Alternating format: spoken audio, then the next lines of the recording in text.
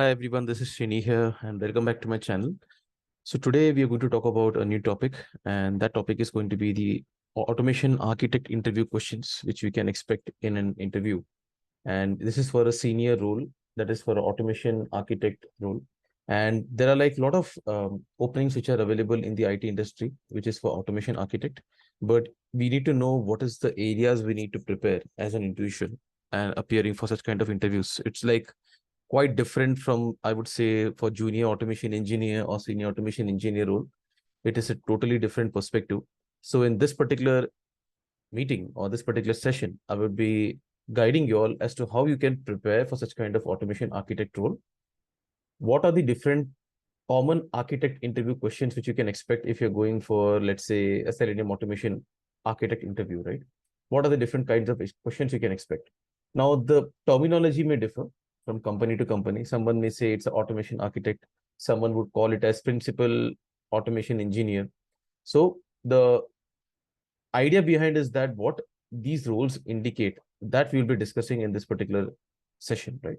It's not about the terminology which would matter, but what all you need to prepare for such kind of a senior role, which is like more than, I would say, 10 plus automation years experience a particular person has. And if you're appearing for such a kind of a role, then you need to prepare on the certain areas which you need to really bother, that I'll be discussing in this particular first session. So there will be 2 to 3 parts for this session, but I'll try to see how much I can cover in this first initial session one. And also at the end of the session, I would be giving you all a bonus tip on what all things you need to include in your resume in order to get shortlisted for the automation architect role. So without any further ado, let's get started. So let me share my screen where, I am going to share some questions which I have curated very carefully. And let me increase the zoom size. Okay. So let's get started with today's topic. So what are the common automation architect interview questions, which I have personally taken so many interviews. I've also attended so many automation architect interviews. So it's like with my experience, I have tried to put forward the best kind of questions which I have experienced. And I would like you all to also make a note of the same. So let's get started. The first question which you can expect from an interviewer is that how do you carry out your daily roles and responsibilities as an automation lead or as an automation architect? So this particular role is going to be the thing which they are going to ask you, but the question is going to be same. You may appear for an automation lead role or an automation architect role. This is a very common question which they would expect you to answer thoroughly. Now, I'm just going to guide you all. There is no like proper, I would say like a Bible for answer as such for such kind of questions, but let me give my experience and what the interviewer expects you when they ask you such kind of questions. So for the first question, what the interviewer expects is that your answer to be short and precise. Okay. So what the interviewer expects here is that you need to answer to the point. Don't elaborate too much in detail. Okay, this I'm writing it down because it's like very essential for you all to make a note of it. Many candidates, they make a mistake that, okay, when they are being asked a question, they get a bit nervous and they think that as much they cover more points or they try to explain in detail, that much it is good for, they are getting selected for the next question or their chances of clearing the interview. So believe me, think from an interviewer perspective, what is that the interviewer expects? Okay. So interviewer doesn't want the interview to be too long, right? Because they want to cover so many areas during that interview. So if your one question is taking so much of time, then it's not going to give a good impression to the interviewer, because what they expected is that on a high level, you need to explain about your daily roles and responsibilities as an automation lead or an automation architect. So what you have to explain to them is only on that perspective and crisp and short. Now, when I say crisp and short means what does it mean, right? So role means, were you working as an individual contributor?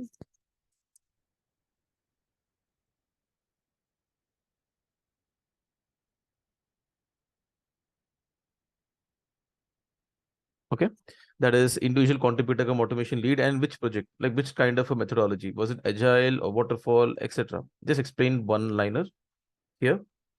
Now, you need to also elaborate a bit on what exactly were your roles and responsibilities, right? So I'm just going to see if I can, put it down here. So what were your daily roles and responsibilities?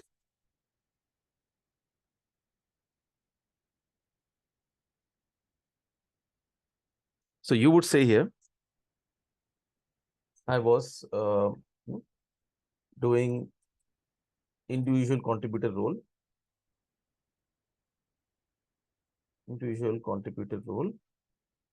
for my assigned stories. Let's say I'm talking about the agile project, right? For my assigned user stories and ensuring their test cases and automation scripts preparation and execution and test data generation were all done in the same sprint. Okay, this is a very important point because you would not want them to get an impression that you are trying to do something but it is not getting completed in the same sprint, so it's getting spilled over. That should not be the way how you need to portray to the interviewer. You have to, of course it's going to be based on your past experience, but just generally this is what the interviewer would expect from you. That, and this is what the every organization would be having a goal in mind, that whenever a person works as an individual contributor, they should be able to complete even the automation on the same sprint. Okay, now the sprint duration may differ from person to person, so it could be 2 bi-weekly, it could be 3 weeks, so that's fine. Okay, second part is reviewing the code written by the team and sharing feedback as well as approving or rejecting as per the code, right? So this is going to be very important. And why I'm saying it's very important, because this is a core responsibility of automation lead or architect to ensure that team adheres to the coding guidelines, whatever language the a team might be using in the automation framework. It could be Java, it could be C Sharp, it could be Python, any programming language for that matter.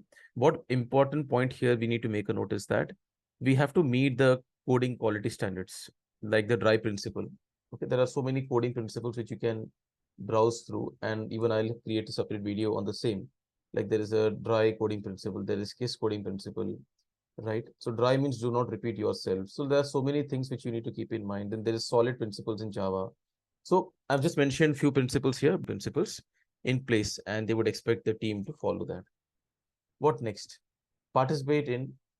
So we are going to talk about from an agile perspective. So participate in daily Scrum meetings. Okay. Then I would say Scrum daily. I would say Scrum ceremonies. Let me say this way. Scrum ceremonies, because there are so many meetings, not just a daily Scrum call. We would also have the other types of meetings in Scrum. So we're talking about Scrum ceremony meetings, and provide your valuable comments or ask questions project, or they may be hesitant in asking questions. They may expect maybe the lead or architect to take a initial step. And if you don't ask the questions, then what's going to happen is the team is going to take a step back. And there may be some logical, important questions which a automation person may need to ask, and they did not ask at the right time. And that may also lead to certain design kind of a blockages later on during the cycle. You may encounter some issue during your testing, and then you may realize, oh, I did not bring out this point to the product owner or to the development team during my grooming session. So you need to bring out such kind of valid, important questions during the grooming sessions, right? So that it is taken a note and tools to do POCs and just have a demo with customer for any issues which can be solved by so and so tool, right? Using such tools. So we can do a POC and we can present it to the customer, right? Then another important thing is preparing metrics. So this is very, very critical, preparing metrics and sharing with all stakeholders. Now the metrics could differ. It could be like not just the manual test metrics. You can also talk about the automation test metrics, that how many did you automate? Okay. How many did you automate? How many were run? How many test cases were run? Okay. How much is the requirement coverage? Then what is the key ROI? That is the return on investment. This is very important metric. Return on investment means that as compared to manual, how many were automated? How many were automated as compared to manual test cases, and how much efforts were saved in terms of hours. And this is going to give us dollar savings because this is how much we have saved the efforts in terms of hours. So the team can accordingly focus on the functional testing rather than doing the regression testing. They can focus on the functional testing, right? So we need to do that. And then another part is the continuous enhancement and improvement in the automation framework. Enhancement and improvement, or I would say scalability of automation framework. And you need to play a key role here. And also, I would say, suggest at a company level, create generic automation frameworks. So this is looking like, you may think, okay, why do we need to do these all things? So these are very key important roles of a automation architect because of their experience, what they have. These all things are a little bit like, I would say, a nice to have kind of a thing. And this is definitely going to give a very good impression to the interviewer, as well as when you work actually in that company, they would definitely get a lot of value from such a candidate. So this particular generic automation framework can be used by multiple teams. So it's not going to be like a application specific automation framework, right? It's going to be quite generic. So the particular team, whoever wants to use it for their application or project, they just have to maybe change the properties file. It should be just like uh, minimal changes which is required to be done. Of course, they would need to put locators, they will need to add some more data, but the generic structure should be applicable to any particular team who want to apply that particular automation framework, right? So these are the very key important things which you have to mention as a responsibilities of a automation architect. And of course, they would be also like have regular interactions, with the customer and get their feedback about the team and take steps to ensure that any improvements expected, are immediately worked upon. Okay. Right? And what all things? So other things which are very important here, not just from an automation framework perspective, or also the DevOps. So ensure that the automation framework is integrated for continuous improvement and continuous deployment. Continuous integration, CI/CD basically. So continuous integration and continuous deployment.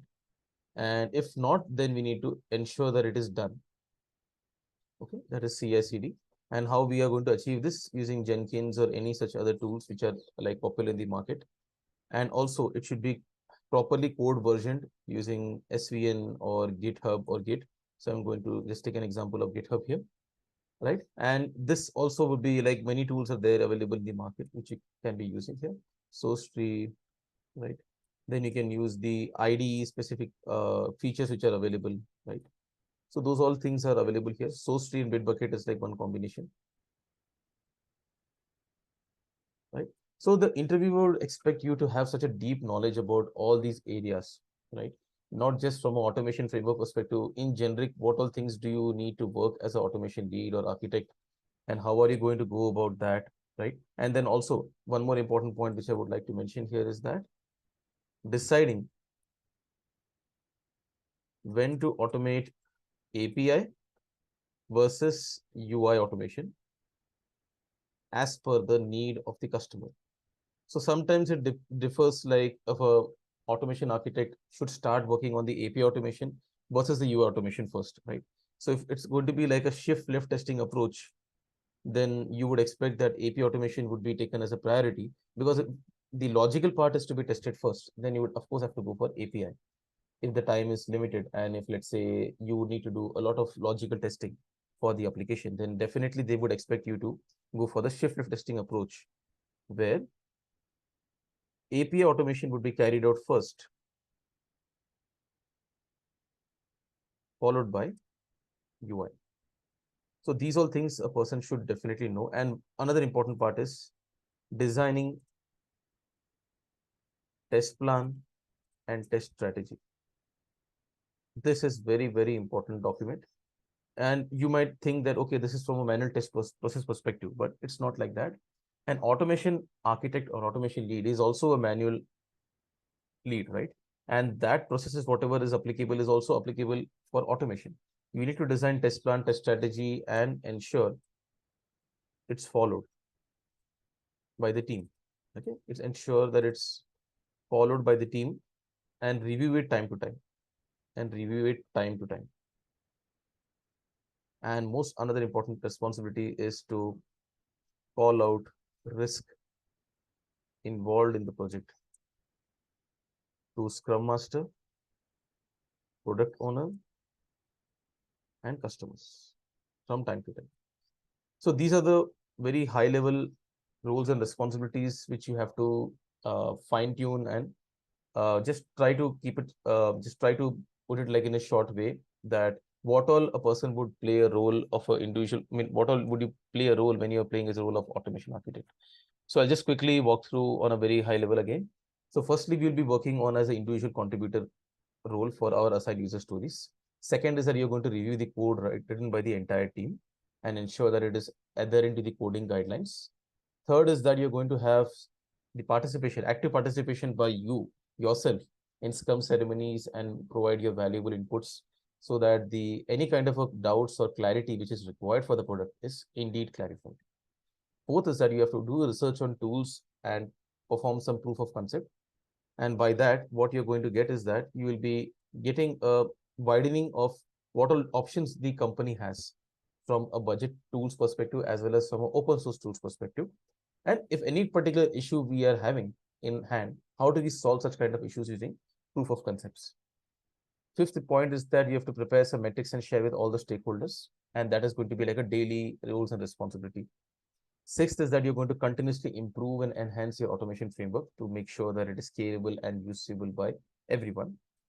And at a company level, there might be a particular requirement that you may also be expected to work on, like a center of excellence project, where you'll be creating a generic automation framework and that will be used by multiple teams. So that's a very important valid point, which they may expect as a proactively from the candidate. Next point is that you need to have regular interactions with the customer, understand about the feedback, how they have been performing, how we can improve, and how indirectly it's going to improve our CSI, that is customer satisfaction index, right? The next point is a DevOps, that how have you integrated your framework with CI/CD and code versioning, and what you can do further to make it happen, right? And this also, we can have integration with cloud tools like AWS, GCP, and also Docker, Kubernetes. So there are so many important things which you need to know being an automation architect. So these all things are definitely going to be there. And then we also have browser stack, like running it in the cloud, right? We have browser stack, etc. So these all things a person definitely needs to know. The next part is that if you are required to take a decision as to whether you need to go for a UI automation or API automation, then which one do you decide? So if you prefer to go for shift testing approach, then it's for the requirements of the customer. If they want to have that the logical part to be tested first, but if they are having a requirement that, oh, no, UI automation is more important, then you need to choose which particular automation framework is going to be quick to develop and also be flexible as per the web application, whichever has been present for the customer. Next point is that you have to design test plan and test strategy, and also ensure that whatever has been scripted here has been thoroughly reviewed and also is being followed by the team from time to time. If not, if there's you see any risk involved, you need to call out the risk involved here to the Scrum Master, product owner, or the customer from time to time. So I don't want to make it too long. So this is the first point which we have discussed in complete depth, and I would continue with the other questions in my next session, a continuation of this, which is going to be like what code practices we are going to follow. So stay tuned for the video and thank you so much for watching.